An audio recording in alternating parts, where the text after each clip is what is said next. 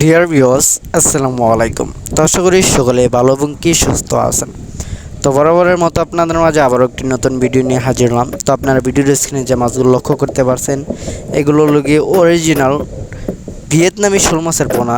তো আপনারা যারা এই অরিজিনাল ভিয়েতনামি শোল মাছের পোনাগুলো চাষ করতে চান এবং চাষের প্রতি আগ্রহী আছেন, তারা আমাদের ভিডিওর স্ক্রিনে দেওয়া নাম্বারে আমাদের সাথে যোগাযোগ করে মাছগুলো অর্ডার করতে পারেন।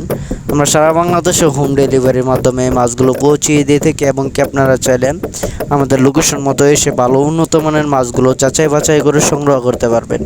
আমাদের কাছে রয়েছে দেশি ও বিদেশি নানান জাতীয় মাছের রেণু ও পোনা, যেমন দেশি শিং, দেশি মগুর, ভিয়েতনামি শোল, ভিয়েতনামি কই, অরিজিনাল টাইগার জাতীয় মনোসেক্স তেলাপিয়া, থাই পাঙ্গাস মাছের পোনা, আয়ের, বোয়াল, চিতল সহ সাদা কার্প জাতীয় মাছ রেণু পোনা আমাদের কাছ থেকে সম্পূর্ণ আপনারা কম দামে এবং ভালো মানের পোনা ক্রয় করতে পারবেন।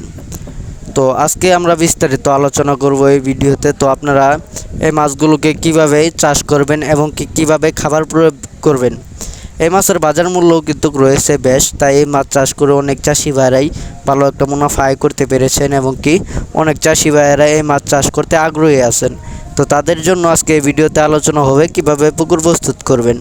তো আপনারা এই মাছ চাষ ক্ষেত্রে আপনারা পুকুর প্রস্তুত করতে হবে, প্রথমতই যে কাজটা করতে হবে সেটা হলো গিয়ে পুকুরের চারপাশে জাল দিয়ে বেড়া দিতে হবে। আগে পুকুরটা ভালো করে শুকিয়ে তলদেশে রোদ লাগাইয়া তারপর পুকুরের চারপাশে জাল দিয়ে বেড়া দিতে হবে, যাতে এক পুকুর থেকে আরেক পুকুরে মাছটা না যেতে পারে।